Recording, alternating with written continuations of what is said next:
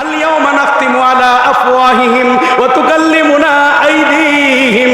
আল্লাহর সঙ্গে আপনার এই হাতটা কথা বলবে, ও মুসলমান আপনার বাম হাতটাও কথা বলবে।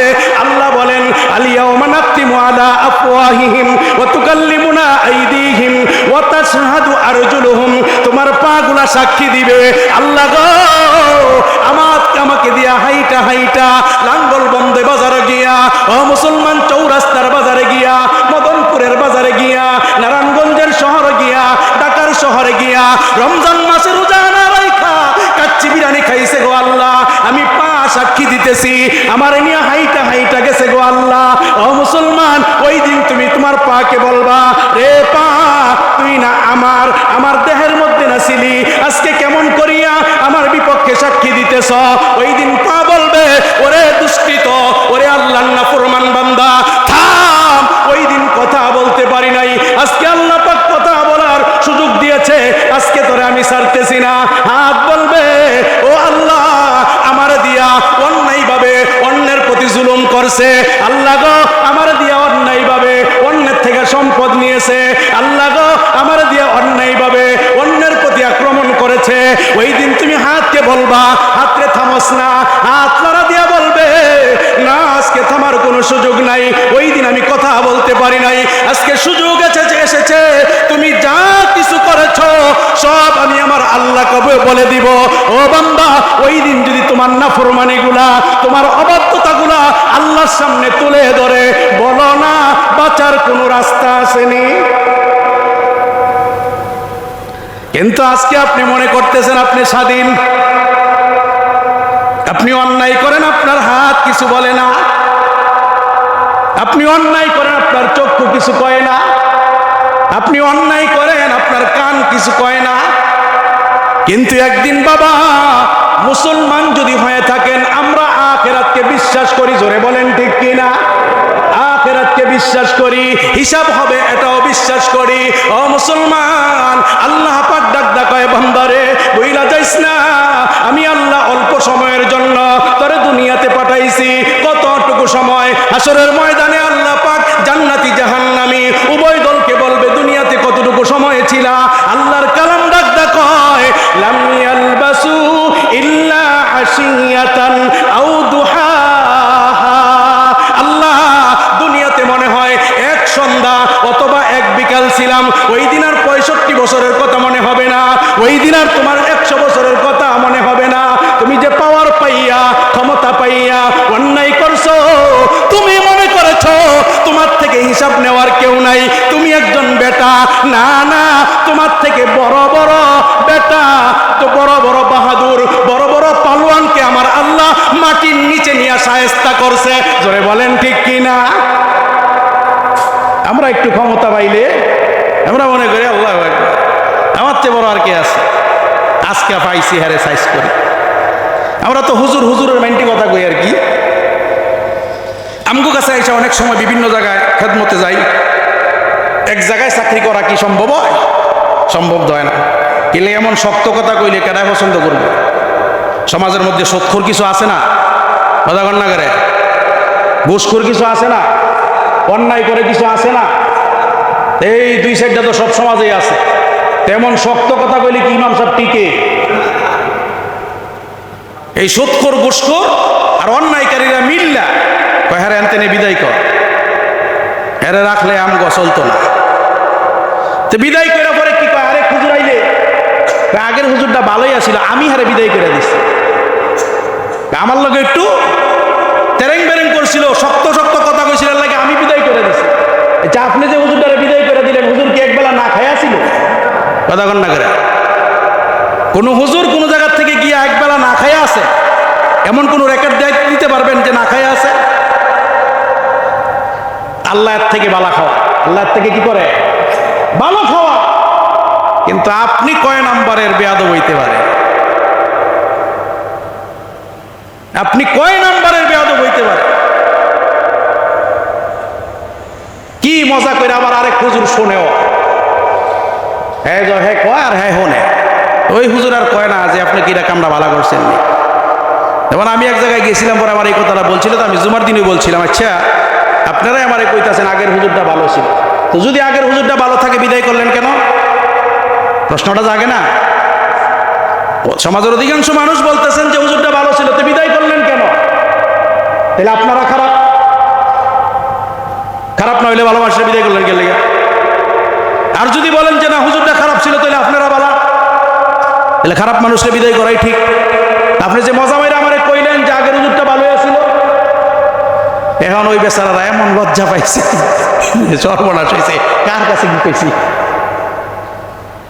এই জন্য এই সমস্ত চিন্তা করেন না। কিছু মানুষ চিন্তা করে যে হুজুর গো খাদ্যটা, হুজুর গো রিজিকটা মনে হয় হ্যাঁ গো হাত। কি বলেন আপনারা? হুজুরদের রিজিক কি আপনাদের হাতে? আল্লাহ বাঁচাইছে, আল্লাহ দয়া কইরা বান্দার রিজিকটা আল্লাহর হাতে রাখছে। যদি বান্দার রিজিকটা আল্লাহর হাতে না রাখতো, তাহলে এই যে আমাদের দেশে এই 54 বছরের ইতিহাসে আমরা শুনি নাই যে রাষ্ট্রের পক্ষ থেকে খেজুর দেওয়া হয়। এটা শুনছেন আপনারা? কথা কন না করে। এই 54 বছরের ইতিহাসে সরকারিভাবে প্রত্যেকটা থানার ভিতরে খেজুর পাঠায় সরকার, এটা আপনারা শুনছেন? কিন্তু আমরা ইদানিং শুনছি কুমিল্লা দেবিদ্বারের একটা ছেলে 27 বছরের বয়স, হাসনাত আব্দুল্লাহ, ও এমপি হওয়ার পরে একটা ফেসবুক কি জানি কয়টারে খুলছে, খোলার মধ্যে ওটার মধ্যে হিসাব দিতেছে যে আমার কাছে 49 না 39 কার্টুন খেজুর আসছে। এই সংবাদ যখন শুনছে সারা বাংলাদেশের সোশ্যাল মিডিয়া আলোচিত হয়ে গেছে।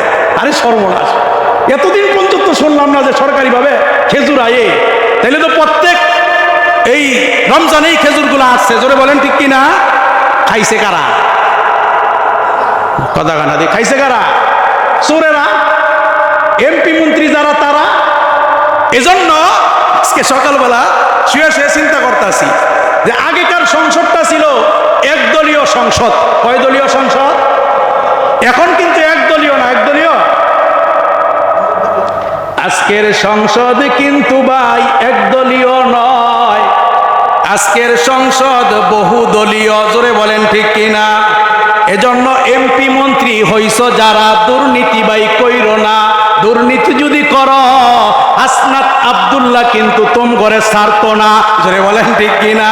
এই হাসনাত আব্দুল্লাহ ঘোষণা দিয়েছিল আমি যদি এমপি হইতে পারি 300 উপরে যত এমপি আছে সবগুলা এমপি মন্ত্রীর গুম হারাম কইরা দিমু। এখন হারাম হইতাছে কি হইতাছে না? কারণ প্রত্যেক থানার ফলাফাই যুবক যারা আছে, এরা প্রত্যেক থানার এমপি রে খালি ফেসবুকে গুতাগুতি করে যে আমগো খেজুর করু। দেবিদ্বারের এমপি যদি খেজুর পায়, তো আমগো এমপিও খেজুর পাওয়ার কথা, আমগো খেজুর করু। মুসলমান বন্ধু আমার, শুধু খেজুর নয়, হাসনাত আব্দুল্লাহ তার কথা অনুযায়ী যদি চলতে পারে, পৃথিবীতে যতদিন বাঁচবে তার থেকে ক্ষমতা নেওয়া এত সহজ হবে না। রাস্তার ভিতরে কন্ট্রাক্টর কাজ করতেছে, ও মুসলমান, ওই জায়গায় গিয়ে আক্রমণ করে, কন্ট্রাক্টরকে ডাইকাই না ডাক দা কয় কি রে কি পিস দিলা? পিস দি খেতার নে উইটা যায়, বিছানের নে উইটা যায়, পিস দেওয়ার কথা ছিল এতটুকু, এই পরিমাণে দিলি কেন? ও মুসলমান, কন্ট্রাক্টরটা বৃদ্ধ, এরপরে ক্যালকেলায়া হাসে, কয় ক্যালকেলায়া হাইছো না কেন, এই পিসটা দিলা, হিসাব দাও, জবাব দাও। প্রত্যেকটা এমপি আর মন্ত্রী যদি এইভাবে জবাবদাহিতা কইরা আমার দেশের কাজ করে, আমার দেশটাও সিঙ্গাপুর আর মালয়েশিয়া, ও মুসলমান, কুয়েত আর কাতার হইতে বেশি দিন দেরি লাগবে না। জোরে বলেন ঠিক কিনা? মুসলমান বন্ধু আমার, এজন্য প্রত্যেকটা মানুষকে জবাব দিতে হবে কার কাছে? আল্লাহর কাছে প্রত্যেকটা কথা নিয়া। ও মুসলমান, আপনি মনে কইরেন না আপনি একজনের প্রতি জুলুম করেছেন, অন্যায় করেছেন, আমার আল্লাহ ভুলে গিয়েছে। আল্লাহ ডাকদা কয় বান্দারে, দুনিয়ার সব বলতে পারো, দুনিয়ার সবাই বলতে পারে আমি আল্লাহ তোমারে সৃষ্টি করেছি, আমি আল্লাহ কিন্তু বলবো না। ফামাইয়ামাল মিসকালা যাররাতিন খায়রান ইয়ারা ওয়া মাইয়ামাল মিসকালা যাররাতিন শাররান ইয়ারা।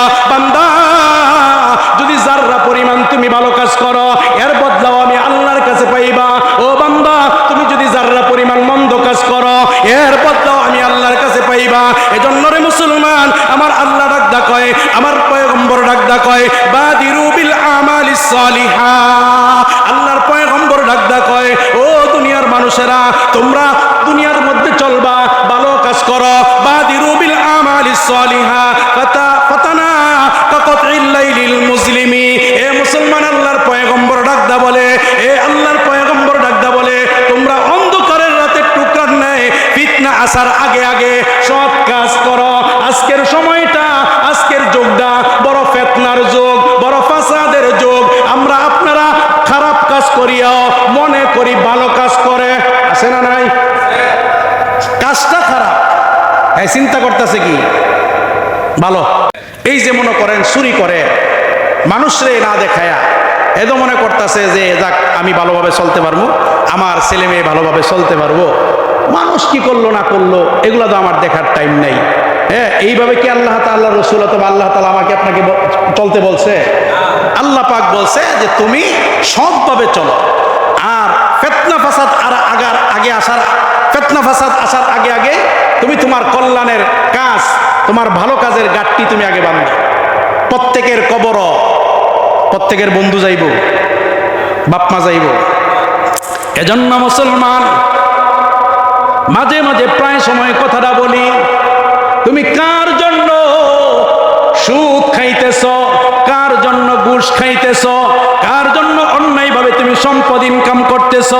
ও বান্দা, তুমি তোমার সন্তানের জন্য সুদ যদি খাও, তোমার সন্তান কিন্তু তোমার জন্য জবাবদাহিতার জন্য কবরের ভিতরে যাইবে না। তুমি যদি তোমার স্ত্রীর জন্য অন্যায়ভাবে সম্পদ ইনকাম করে আলিশান বাড়ি বানাও, তুমি যখন ইন্তেকাল করবা তখন কিন্তু তোমার স্ত্রী তোমার কবরে যাইবে না। বান্দা, তুমি যদি তোমার আব্বার আম্মাকে ভালো রাখার জন্য অন্যায়ভাবে ঘুষ খাইয়া, সুদ খাইয়া, আপেল খাওয়াও, কমলা খাওয়াও, তোমার আব্বা আম্মা কিন্তু তোমার কবরে যাইবে না। তোমার কবরে তোমাকে একা একা থাকতে হবে। তোমাকে যখন কবরের ভিতরে রাইখা তোমার আত্মীয় স্বজন গুলা 40টা কদম সামনে চলে আসবে, এমনি সময় তোমার কবরের ভিতরে কিরামান কাতিবিন নয়, মুনকার নাকির ফেরেশতা আইসা হাজির হয়ে যাবে। মুনকার নাকির ফেরেশতা আইসা ডাকদা বলবে, মার রব্বুকা। ও মুসলমান, ওই দিন কিন্তু তোমার স্ত্রী গিয়া বলবে না রব্বি আল্লাহ, ওই দিন কিন্তু তোমার সন্তান গিয়া বলবে না রব্বি আল্লাহ, ওই দিন কিন্তু তোমার বন্ধু গিয়া বলবে না রব্বি আল্লাহ, ওই দিন তোমাকেই বলতে হবে রব্বি আল্লাহ। যদি রব্বি আল্লাহ না বলতে পারো, তোমার জবান দিয়া যদি লা আদরি এই শব্দটা চইলা আসে, বান্দারে দুনিয়ার আরামের কথা, দুনিয়ার আয়েশের কথা, দুনিয়ার আনন্দের কথাটা মুহূর্তের জন্য বইলা যাইবা। তোমার কাছে পুরা পৃথিবীরা কেমন যেন অন্ধকার মনে হবে। বারংবার ফেরেশতারা ডাকদা বলবে, মার রব্বুক। তোমার জবান দিয়া রব্বি আল্লাহটা আসতে পারবে না। কেন আসবে না? তুমি দুনিয়াতে অন্যায়ভাবে সম্পদ ইনকাম করেছিলা, দুনিয়ার মধ্যে তুমি অন্যায়ভাবে চলাফেরা করেছিলা, আল্লাহর পয়গম্বরের তরিকাকে তোয়াক্কা করো নাই, আল্লাহর পয়গম্বরের রাস্তাকে তোমার কাছে পছন্দ মনে হয় নাই। তোমার কাছে পছন্দ মনে হয়েছে ইসরায়েলের ইহুদিদের তরিকা, তোমার কাছে পছন্দ হয়েছিল খ্রিস্টানদের তরিকা, তোমার কাছে পছন্দ হয়েছিল হোলি খেলার তরিকা। ও মুসলমান যুবকেরা, হোলি খেলা এটা মুসলমানদের জন্য আনন্দের উৎসব নয়, কিন্তু বড় দুঃখের বিষয় বিশ্ববিদ্যালয়ের ভিতরে আমার আপনার কন্যা, মুসলমানের কন্যারা রোজা রাইখা হোলি উৎসব করে, এমন কিছু কুলাঙ্গার মুসলমান আছে না নাই? এই মুসলমানগুলা কিন্তু আমার আপনার ভাই। আমার জন্য আপনার জন্য আল্লাহ পাক আনন্দের দিন দিয়েছে, ঈদুল ফিতর, ঈদুল আজহা। এই ঈদুল ফিতর, ঈদুল আজহার ভিতরে আনন্দ করবে মুসলমান। আর মুমিনের কাছে আনন্দের দিন হলো মাহে রমজান। এই রমজানটার রোজা রাইখা ও মুসলমান, গতকালকে আসরের সময় বলেছিলাম, মনে হয় যেন লাইলাতুল কদরটা জুমার রাত্রটাই হইতে পারে। আল্লাহর পয়গম্বর যেইগুলা দৃশ্যগুলার কথা বলেছে, যেই অবস্থার কথাগুলা বলেছে, গতকালকেও এগুলা পাওয়া গিয়েছে, আজকেও পাওয়া গিয়েছে। আজকেও তো দেশের বিভিন্ন অঞ্চলের ভিতরে বৃষ্টি হয়েছে কি হয়েছে না? আল্লাহর পয়গম্বর কদর সম্পর্কে বলেছেন যে তোমরা লাইলাতুল কদর তালাশ করবা মাহে রমজানের শেষ দশকের বেজর রজনীতে। শেষ দশকের কোন রজনীতে? বেজর রজনীতে। তাহলে গতকালকের রজনীটা বেজর রজনী গেছে কি গেছে না? নবীজি বলছেন লাইলাতুল কদর যেই রাত্রটায় হবে, ওই রাত্রটা ঘোর অন্ধকার হবে না। ওই রাত্রটার মধ্যে সুন্দর আবহাওয়া থাকবে, শীতল আবহাওয়া থাকবে। গতকালকের রাত্রটার ভিতরে ঠান্ডা বাতাস বইছে কি বইছে না? আজকের সকাল থেকে নিয়ে এই পর্যন্ত ঠান্ডা বাতাস বইতেছে কি বইতেছে না? তো রাসূল সাল্লাল্লাহু আলাইহি ওয়াসাল্লামের কথা অনুযায়ী বোঝা যায় যে লাইলাতুল কদরটা মনে হয় গতকালকে গিয়েছে। যারা আমল করেছেন তারা তো ভাগ্যবান যদি হয়ে থাকে। আর যদি আল্লাহ পাক আগামীকালকে রাখে তাহলে আগামীকালকেও আমল করব ইনশাআল্লাহ। আল্লাহ পাক যেন আমাদের প্রত্যেককে লাইলাতুল কদর নসিব করে, সকলে বলেন আমিন। লাইলাতুল কদর কেন পাইতে হবে? নবীজির কাছে জিবরাইল আমিন আলাইহিস সালাতু ওয়াস সালাম আয়েশা মুসা আলাইহিস সালাতু ওয়াস সালামের এক উম্মতের কারগুজারি শোনাইতেছে, ঘটনা শোনাইতেছে। কি ঘটনা? আল্লাহ রাসূলকে বলতেছে যে পয়গম্বর মুসা আলাইহিস সালাতু ওয়াস সালামের যুগে এমন একটা মানুষ আছে যেই মানুষটা তার ফ্যামিলির থেকে আলাদা হইয়া 500 বছর, কয়শো বছর? 500 বছর একটা পাহাড়ের মধ্যে গিয়া একটা পাথরের মধ্যে সে লুকাইয়া লুকাইয়া আমল করছে একমাত্র আল্লাহকে পাওয়ার জন্য। কাকে পাওয়ার জন্য? আল্লাহকে পাওয়ার জন্য। আচ্ছা কোন দেহি একটা মানুষ যদি 500 বছর পর্যন্ত নির্জন জায়গায় গিয়া আল্লাহকে পাওয়ার জন্য ইবাদত করে, আল্লাহ পাক তার ইবাদতগুলো কবুল করবে কি করবে না? অবশ্যই কবুল করবে। তো এই কথাটা শুনে আমাদের পয়গম্বরের চেহারাটা একটু মলিন হয়ে গেছে, চিন্তিত হয়ে গেছে নবীজি যে ওই যুগের মুসা পয়গম্বরের উম্মত সহ অন্য অন্য নবীর উম্মতেরা তো লম্বা হায়াত পেয়েছে, আমি পয়গম্বরের হায়াতই কদ্দুর আর আমার উম্মতের হায়াতই বা কতটুকু হইব? আমার উম্মত এই লম্বা হায়াত পাইবে না, তাহলে আমার উম্মত আমল দিয়া এগুলোকে কেমনে প্রতিযোগিতা দিবে? এই জন্য রসুলের মনটা মলিন। আমার আল্লাহ সব কিছু সহ্য করতে পারে, পয়গম্বরের চেহারাটা মলিন, এটা আল্লাহ তাআলা সহ্য করতে পারে না। মুসলমান বন্ধু আমার, জিবরাইল আমিন আলাইহিস সালাতু ওয়াস সালামকে সঙ্গে সঙ্গে পাঠাইয়া আমার আল্লাহ সূরাতুল কদর নাজিল করায়া দেয়। আমার আল্লাহ পয়গম্বরকে ডাক কয়, ওগো পয়গম্বর আপনি চিন্তা করবেন না, আপনি টেনশন করবেন না, আমি তো আপনার উম্মতের জন্য আছি। আমি আপনার উম্মতকে এমন একটা রজনী দিব, এমন একটা রাত দান করব, যেই একটা রাত্রে ইবাদত করলে আমি আল্লাহ 83 বছর 4 মাস ইবাদত করলে যেই ফজিলত হয় ওই পরিমাণ ফজিলত আমি আল্লাহ আপনার বান্দা, আপনার উম্মত, আমার বান্দা বান্দির আমল নামায় দিয়ে দিব। সুবহানাল্লাহ। আল্লাহর পয়গম্বর খুশি হয়ে গেছে।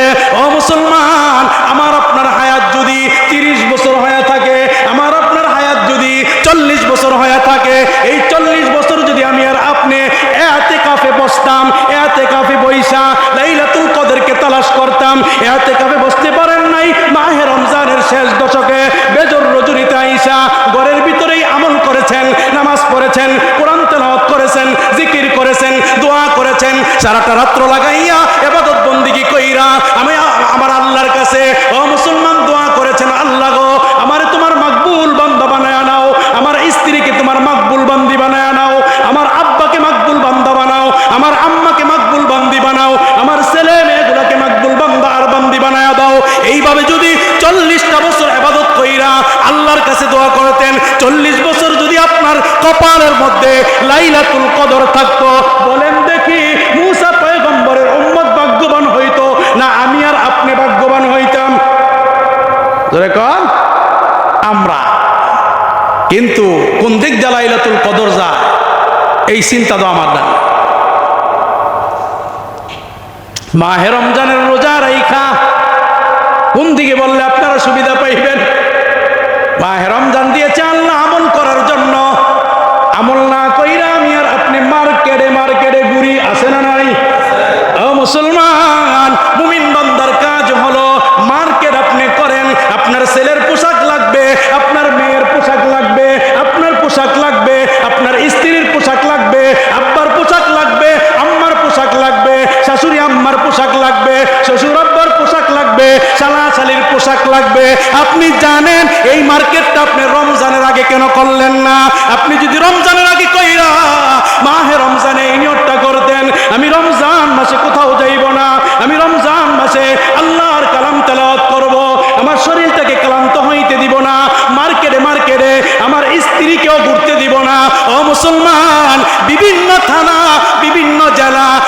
শহর সহ মার্কেটগুলোর ভিতরে আমার আপনার স্ত্রী, আমার আপনার মেয়েদের জন্য পুরুষ ছেলেরা ঢুকতে পারে না। জোরে বলেন ঠিক কিনা? আবার আমি আপনি সুন্দর করে এসে ভাষণ দেই, আমি মুসলমান, আমি তাহাজ্জুদ গুজারনেওয়ালা, আমি এই করনেওয়ালা, আমি সেই করনেওয়ালা। আপনি যে কি করনেওয়ালা আপনার সব কাজ কামে বোঝা যায়। জোরে বলেন ঠিক কিনা? ইমানদারের কাজ ছিল এটা, যে আমি আগে আগে সব কিছু করে ফেলব। আপনি সোলাবুট কিনতে পারলেন রোজার আগে, খেজুর কিনতে পারলেন রোজার আগে, গুস মাছ কিনতে পারলেন রোজার আগে, মার্কেটটা কেন ছাড়লেন না রোজার আগে? তাইলে তো আর এই গুনাহগুলো হইতো না। জোরে বলেন ঠিক কিনা? এক ওয়াক্ত নামাজ চলে যাওয়া, ছেড়ে দেওয়া, রোজা ছাড়াই তো কত মহাপাপ। আর রোজার মধ্যে যদি হয়, আমল করলে শয়তান যে কোন পরিমাণ পিছনে লাগে এটা আপনাকে আমি বুঝাইতে পারতাম। মানে আমি হঠাৎ করে আর কি, এমনি তো আলহামদুলিল্লাহ কত 40-এ হয়েছে, রোজার মাঝখান দিয়া চিন্তা করছি যে রমজান মাস, কোনোদিন তো এই ফিকিরটা আসে নাই যে 40 দিন রোজার মাসে কমসে কম নামাজ জানি এক ওয়াক্ত তাকবীরে উলা না শুনি। এই চিন্তা ফিকির কইরা চিন্তা করলাম যে আর কোথাও যাইতাছি না। তো শয়তান কি চায়, কেউ যদি তাকবীরে উলার সঙ্গে 40 দিন নামাজ পড়তে পারে, রসুল বলেছেন আল্লাহ তাআলা তারে 2টা পুরস্কার দিবে। কয়টা পুরস্কার? 1 নাম্বার, তার নামটা মুনাফিকদের খাতার থেকে কাইটা দিবে। তার নামটা কি করবে? মুনাফিকদের খাতার থেকে কাইটা দিবে আল্লাহ তাআলা। মুনাফিক সর্বনিকৃষ্ট জাহান্নামের ভিতরে থাকবে। আবু জেহেল যেই জাহান্নামে থাকে এর থেকে বেশি নিকৃষ্ট জাহান্নাম যেটা। মুনাফিক কে? ইহুদি না, মুনাফিক খ্রিস্টান না, মুনাফিক কোনো বিধর্মী না, মুনাফিক হলো মুসলমান। মুনাফিক কে? মুসলমান। মুনাফিক কেমনে? আপনার সঙ্গে এক কথা কয়, ওনার সঙ্গে আরেক কথা কয়, এটা হলো মুনাফিক। এটা কি? এই মুনাফিকদের জন্যই সমাজের মধ্যে যত ফিতনা হয়। জোরে বলেন ঠিক কিনা? আল্লাহ পাক আমাদের সবাইকে এই মুনাফিকের খাতার থেকে নামটা কাইটা দেখ। আমিন কন। তাহলে মুসলমান বন্ধু আমার, রমজান যদি 30টা হয় আগামী জুমা আছে, আর যদি 29টা হয় এই জুমাই শেষ। একটা কোরআন শরীফের আয়াত আপনাদেরকে শোনাই। পাপী যতই হন না কেন, পাপী যত হই না কেন, আল্লাহ পাক বলতেছে লা তাকনাতু মির রাহমাতিল্লাহ, বান্দা তুই নৈরাশ হইস না। তোর আব্বা তোর অপরাধের কারণে তোর ত্যায্য করতে পারে, তোর আম্মা তোর অপরাধের কারণে ত্যায্য করতে পারে, তোর স্ত্রী তোর অপরাধের কারণে তোরে ছেড়ে দিতে পারে, তোর সন্তান তোর অপরাধের কারণে তোরে ছেড়ে দিতে পারে, কিন্তু আমি আল্লাহ তোরে ছাড়বো না। যতক্ষণ পর্যন্ত তোর মৃত্যুর ঘন্টা না বাজে, ততক্ষণের আগে যদি আমি আল্লাহর কাছে খাটিয়ে দিলে তাওবা করতে পারোস, আমি আল্লাহ তোর তাওবাটা কবুল কইরা জাহান্নাম থেকে মুক্তি দিয়া জান্নাতের বাসিন্দা বানায়া দিব। এজন্য মুসলমান বন্ধু, এখনো সময় আছে, এখনো সময় আছে। আমি আর আপনি তাওবা করি যে আল্লাহ অপরাধ যা করছি তো করছি, দুনিয়ার কেউ দেখে নাই। আরেকটা মাসালা বলে দেয় আপনাদেরকে, অপরাধ কইরা গুনাহ কইরা কাউকে গিয়া বলবেন না যে ভাইরা আমার দুই গুনাহটা হয়ে গেছে, তাহলে সাক্ষী বানায়েন না। আপনি অপরাধ করছেন আল্লাহর কাছে, অপরাধ করছি কার কাছে? অপরাধ করছি কার কাছে? আল্লাহর কাছে। তাইলে ক্ষমা চাইবো কার কাছে? আল্লাহর কাছেই ক্ষমা চাইবো। কিন্তু আমরা কি করি? অপরাধ করে গিয়া বুঝি না তো মাসআলা, এই জন্যে শোনাই, এই জন্যে শোনাই, আমার দ্বারা এই অপরাধ হয়ে গেছে, আমি জিনা করে লাইছি, আমি এই করছি, আমি এই মেয়ের লোকের সম্পর্ক রাখছি, এই পুরুষের সঙ্গে সম্পর্ক রাখছি, এটা কইয়া কইয়া সাক্ষী বানান। রাসূল বলছে না, তোমরা গুনার সাক্ষী বানায়ো না, আল্লাহর কাছে খাটিয়ে দিলে তাওবা করো, আল্লাহ পাক তোমার তাওবা কবুল কইরা জিন্দেগীর গুনাহগুলো মাফ করে দেবে। এজন্য কাউকে সাক্ষী বানাইবেন না গুনাহ করে, কাউকে সাক্ষী বানানোর দরকার। আপনি গুনাহ করছেন আল্লাহর কাছে। ছোট্ট একটা কথা, আম্মাজান হযরত আয়েশা সিদ্দিকা রাদিয়াল্লাহু তাআলা আনহা, নাম জানেননি? কেডাইডা? রসুলের স্ত্রী, রসুলের স্ত্রী। ওনার বিরুদ্ধে, আর আমি তো মৌলবী, আমি মাঝে মাঝে এত হতাশ আমি হই না, বেড়া না, কোরআন শরীফ পড়ি তো, এজন্য এত হতাশ হই না। রসুলকে যদি গালি দিতে পারে তো আমি আশরাফিরে তুলা দুলা করে লাগানোর কথা। যদি বলেন ঠিক কিনা? রসুল যার কোনো ভুল নাই, যার জন্য আল্লাহ পাক কুল কায়নাত সৃষ্টি করছে, তারে কি কম কইছে? কথা বল না, কম বলছে? রসুলের স্ত্রীর বিরুদ্ধে জিনার তুহমত দিছে। কে তুহমত? জিনার তুহমত, যে আম্মা জান আয়েশা জিনা করছে। নাউজুবিল্লাহ বলতেন না? রসুলের কাছে যে গায়েব আসে না, রসুলের যে গায়েবের মালিক না, এটার থেকেও বোঝা যায়। যখন রসুলের কাছে এই কথাটা শুনছে, রসুলের মনটা খুব খারাপ, আয়েশার মনটাও খারাপ। ঘরের মধ্যে আছে কিন্তু রসুল কথা কয় না। রসুল যদি কথা না কয়, এমনিই তো মহিলারা স্বামী যদি কথা না কয়, তাহলে এর কাছে মনে হয় যেন আসমানটা পুরো হের মাথার মধ্যে ভাঙ্গিয়া বসে। আর ওই জায়গায় যদি রসুল হয়, রসুল কথা বলে না, আয়েশার মনটাও খারাপ। এক কথা দুই কথা শুনতে শুনতে শুনতে শুনতে রসুল অবক্ত হইয়া আম্মা জান আয়েশারে বলতেছে, চলেন আমি আপনার বাবার বাড়িতে দিয়ে আসি। আম্মা জান আয়েশা বলতেছে, আপনি কি আমারে এই কারণে দিতেছেন? রসুল কোনো কথা বলে নাই, নিয়ে দিয়ে আসছে। মন খারাপ নবীজির, আলীকে ডাক দেখ, ইয়া রাসূলুল্লাহ, আপনি আয়েশার জন্য চিন্তা করেন, যদি আয়েশার জন্য চিন্তা করেন তাহলে আরেকটা বিয়া করাই দিই। মদিনার মধ্যে মক্কার মধ্যে আরো সুন্দরী মাইয়া আছে, বিয়া করাই দিই। রসুল কিছু কয় না। আবু বকর সিদ্দিক এবং ওনার স্ত্রী আয়েশাকে গিয়া বলতেছে, যদি ভুল করে থাকো রসুলের কাছে মাপ চাও। আয়েশার দিলটা বাইঙ্গা চুরমার হয়ে গেছে। বাবা আপনি, চতুর্দিকের কথা মা কি করব। সর্বশেষ আয়েশা রাদিয়াল্লাহু তাআলা আনহা ঘরের মধ্যে বসা, নবীজি আসে, নবীজির সামনেও আয়েশা যায় না। সুবহানাল্লাহ বলতেন না? মেয়েদের অভিমান এত মারাত্মক অভিমান, মেয়েরা নরম যেরকম, একবার যদি শক্ত হয়ে যাইতারে তা আপনি জিন্দিগিতে এটা ঠিক করতে পারবেন না। এটার নাম মাইয়া। রসুল আসছে বাড়িতে, আম্মা জান আয়েশা দেখা করতে যায় না। আবু বকর সিদ্দিক কয়, নবী যাইছে, পায় আমার কি? মা গিয়া ডাক্তার বলতেছে, রসুল আসছে, কয় আসক, তাতে আমার কি? নবীজি দেখা করতে যায়, দেখা যায় না। নবীজির দিলের মধ্যেও ব্যথা। সর্বশেষ আয়েশা রাদিয়াল্লাহু তাআলা আনহা কান্না করতে করতে করতে করতে আরশের মালিক আল্লাহর কুদরতি অন্তরের ভিতরে জালজালা সৃষ্টি করায় ফেলছে। সুবহানাল্লাহ বলতেন না? আমার আল্লাহ আয়েশার কান্না দেখে আর সহ্য করতে না পাইরা 18 পারার ভিতরে একটা সূরা আছে, সূরাতুন নূর।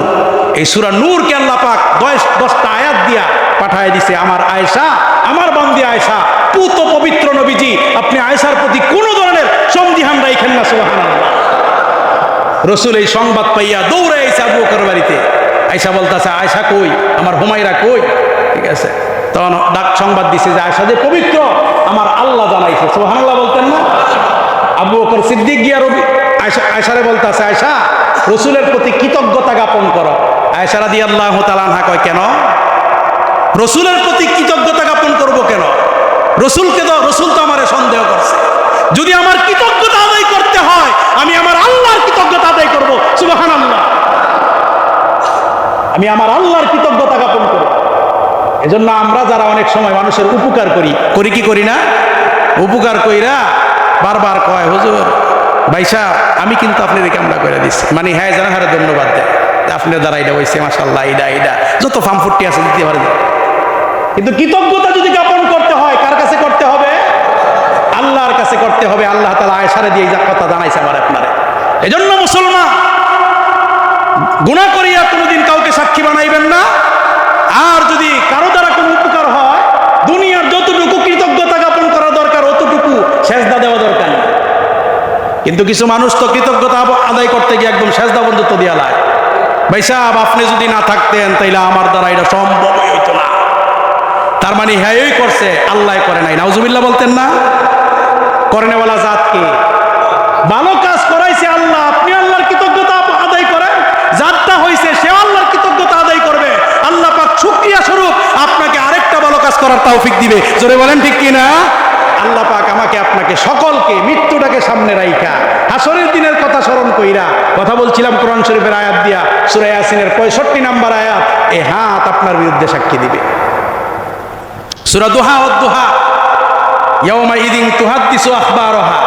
যেই জমিনের মধ্যে দাঁড়াই আপনি অপরাধ করতেছেন, যেখানে বইসা আপনি রমজান মাসে চা পান করতেছেন, যেখানে বইসা আপনি সিঙ্গারা পুরি খাইতেছেন, এই কি জানি কয় বনরুড়িয়ার কলা খাইতেছেন, ওই দিন ওই জায়গা পঞ্জত্ব সাক্ষী দিবে। এই সূরা রমজান মাস, মার্চ মাসের এত তারিখ, এত ঘন্টা, এত সময়, এত সেকেন্ডে তোর সামনে ইমুক ছিল, ইমুক দোকানদার ছিল, তুই সুন্দর করে চা খাইছিলি। ওই দিন কইবেন, কিরে মাটি, তুই না লাঙ্গল বন্ধে আসিলি, তুই আজকে কেন আইলি কেমনে? আজীব বিষয়। এজন্য মুসলমান আমার, আমি আপনি সতর্ক হইয়া আল্লাহকে হাজির নাজির রাইখা যদি চলতে পারি, আশা করতে পারি আমার আপনার দ্বারা কোনো গুনাহ হবে না। আল্লাহ পাক আমাকে আপনাকে এই মাহে রমজানে মাফ কইরা জান্নাতি হিসাবে কবুল করুক। সকলে বলি আমিন। ওয়া আখিরু দাওয়ানা আনিল হামদুলিল্লাহি রাব্বিল আলামিন।